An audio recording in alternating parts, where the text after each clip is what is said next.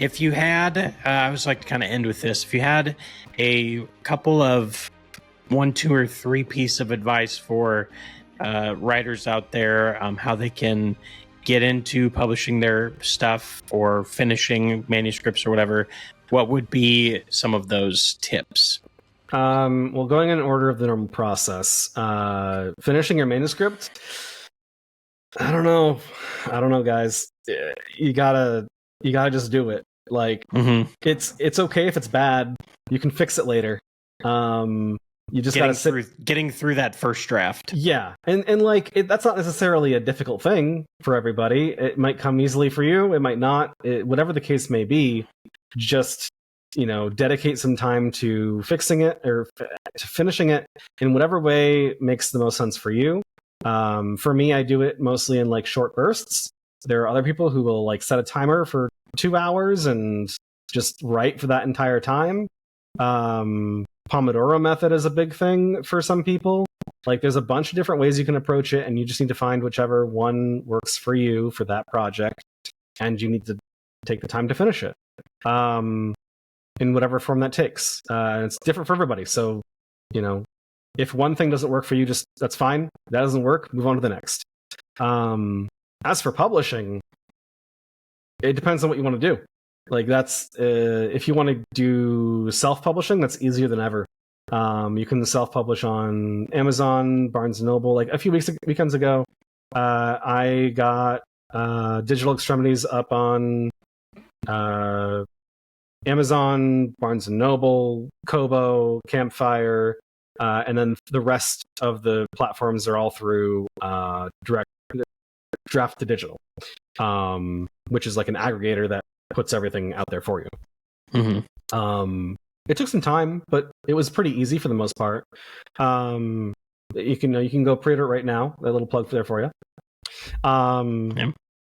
And it just, you look up the information you don't know, ask people who've done it before, but you really can do that part on your own.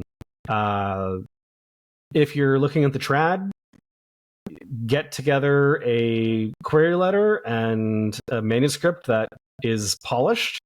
Don't send off unedited work. And make sure you read the submission requirements and the different things that each publisher or agent actually are looking for. Like, don't send your epic fantasy to somebody who is exclusively publishing romance. And it's a numbers game at that point. Sometimes it'll be the first person you send it to, sometimes it'll be the 1,000th. Like, it's just, I would treat it like almost like reaching out for job interviews. Schedule some time each day to do some research or to send out some emails to people. Maybe set a goal of 4 or 5 emails a day, and that just adds up over time. And once you get that agent, that publisher, things will kind of be on a track. It won't necessarily happen right away. I met someone recently who got an agent 3 years ago, and their book still isn't out there yet. They just haven't quite been able to sell it. And so these things take time. That's a little bit of an extreme, I think, but it's one of the cases that might happen. And you don't just sit there and wait, you work on the next thing. Another friend of mine, one of the people who edited Digital Extremities, actually, Beth, she has at least one project on submission right now, looking for an agent, and she's working on 2 other books at the moment. She's just kind of still writing, and she's still pushing stuff out there. Don't wait for something to come to you. You've got to go and get it. As uncomfortable as that can be. Yeah. But I mean, that's how it works, unfortunately.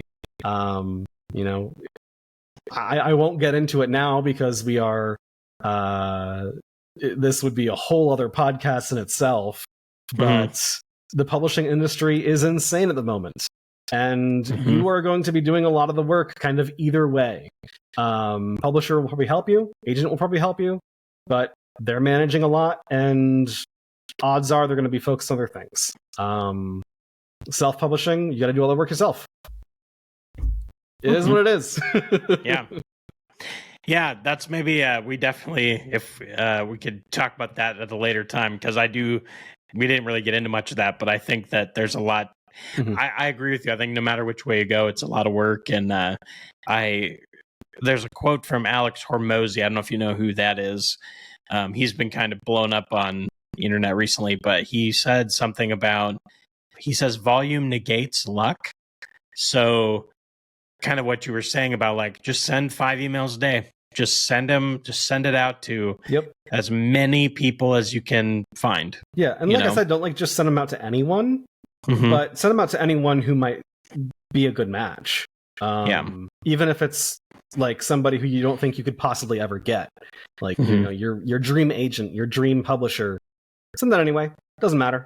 Just as long as it's like within their submission requirements. Who knows? Something might happen. The worst thing they'll say is no. Yeah. I mean, a little backstory, kind of somewhat related to this. Campfire was not hiring when I applied. I just sort of showed up. Yeah. Like, I work here now. Yeah, I was like, hey, I have seen your website. I could help you with that. Yeah.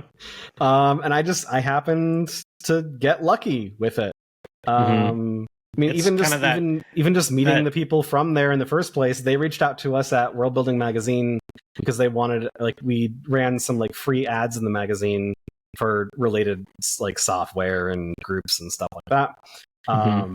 They were the first person to ever reach out to us instead of us reaching out to them to try and score some kind of publicity deal. And because they reached out to us first, I was like, this is a scam. This isn't real. There's no such thing as Campfire. Right. So yeah, I just random stuff happens. Just go for it. Just meet as many people as you can and ask questions along the way. Yep. It all comes back to networking, honestly.